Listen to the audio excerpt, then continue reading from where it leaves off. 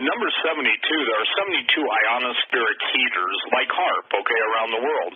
There are 72 demon gates, which are called the goetic gates, G-O-E-T-I-C gates. And so what you've got is you've got the number 72, which is mystical, and you've also got the issue now that is becoming, does it not seem strange to people that sex was the thing that drew the angels out of heaven as they looked on earth women? Jude talks about the angels not keeping their first estate. Those original angels that did that descended on Mount Hermon, they basically injected or introduced their, if you will, fallen nature now, and they were able to take on the form of men and the size accordingly to produce the giants, the mighty men of old. But now you go forward and you go to the Vatican and you go to all the nonsense about the aliens. If you studied the UFOs for years, and I've done it, Tom's done it, abductions, you always end up back at the same thing in the book of Genesis chapter 6. Or you end up in the book of Jude. And here is the issue that I want to clear up for everybody. If you don't think that the law of first mention, meaning the first time it appears in the Old Testament, is relevant, then you might as well basically, seriously, go become something other than a Christian. Because the Bible teaches specifically that Jesus said that basically he came to destroy the works of the evil one. And Jesus warned us about be not deceived. The deception is so great. So now we've got the whole alien phenomenon, and, whether you believe in the black-eyed children or all the offspring or anything, the point is you've got this in your face, if you will, perverted sexuality. And you've got it with the fallen angels. You've got it with their giant offspring. You've got it with the, if you will, the embodiment through genetic engineering, the reconstitution of these things. And by the way, I was told by somebody that, not only do these guys have appetite for human flesh, the giants that have come out of stasis, but they also have the appetite for the same thing that drew them to the earth. And I'll just leave it at that. Women. So, the idea is simply this. You have, in ritual magic, you have to have sex. You have to have that creative reproduction, reproductive, procreative element involved in it. Because what they're saying every time they do that is that they're going to reintroduce all of their fallen offspring, because the fallen angels beg God not to kill their children, and that's where the word bastards come from. And so, I'm sorry, but I'm going to go here with this statement.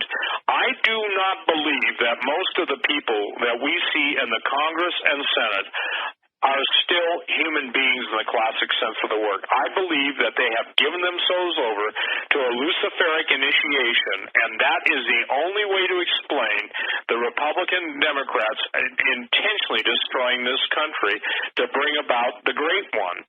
Even Mitch McConnell was on record as saying he had a spiritual experience. No one was even astute enough to say, yeah, but what's the source of your experience? You see, so this is why modern Christendom will accept everything except the truth. They will persecute the truth, and the modern Christendom who are reprobate will demand the state that they go and take us out. And Tom, my formula now is playing out, and I didn't originate this. I, India, Victor, November, Delta, identify, vilify, nullify, destroy. And so you're seeing this in every single aspect of the outreach. Why is it that all of the, if you will, the different demonic manifestations on earth now are being seen, being recorded, being videotaped, being iPhone-ated, not hyphenated, iPhone-ated.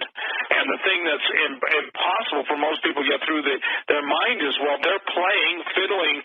It's not, fiddling while Rome burns. It's fiddling while Lucifer ascends. It's fiddling while basically the whole realm of creation will soon be on earth back battling in the quintessential battle of the ages. And so, when people are sending emails, oh, Brother Quayle, aren't you so happy that the ashes of the red heifer have been found? I say, absolutely not. Do you know who comes into that temple? The Antichrist. That's what fulfills biblical prophecy. And so, the bottom line is Jesus said, I came, you received me not, but another will come claiming to be me, Jesus speaking, and him you will receive. So I got to tell you something, Tom.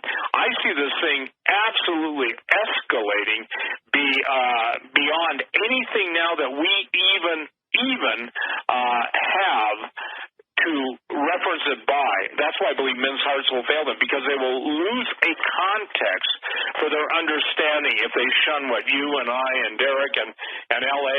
and Dr. Michael, are trying to teach us, And again, that they have been. These guys have been raised up and given Dr. Michael Lake. And so we're at this point now. I do not believe that so much, if you will, research and so much of the, if you will, all of the ends coming together from various areas of the world.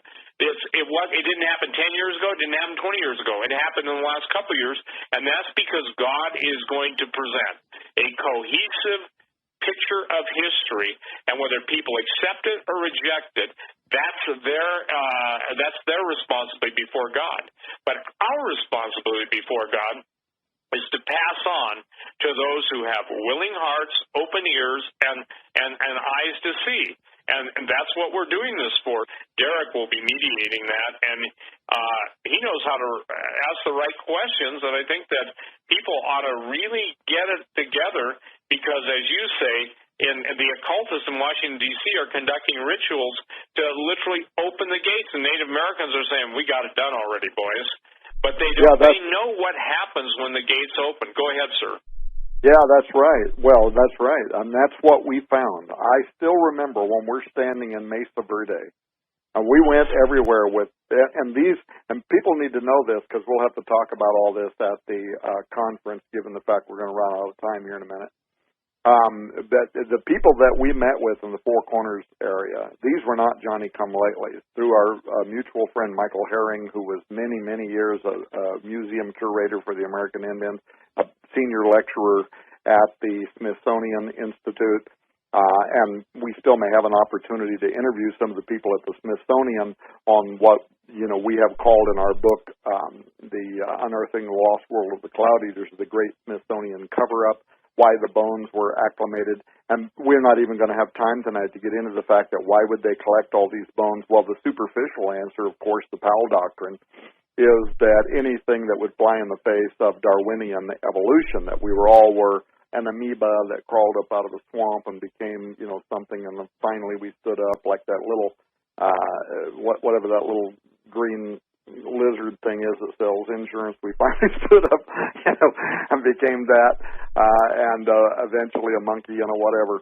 Anything that flies in the face of Darwinian evolution had to be shut down according to the Powell Doctrine. Well, of course, giants, and we didn't. I'm going to show, by the way, some of the Smithsonian's own records. I've got records.